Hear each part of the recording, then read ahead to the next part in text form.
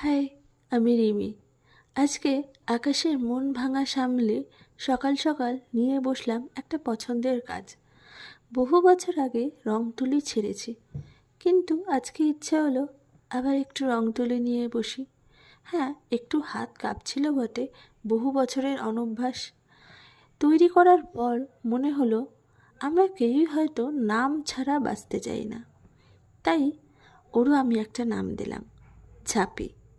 হ্যাঁ, আমার পছন্দের একটা নাম।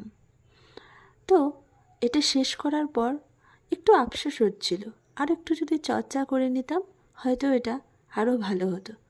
ঠিক আছে, কি আর করা যাবে, যা হয়েছে এতদিনের অনভ্যাস।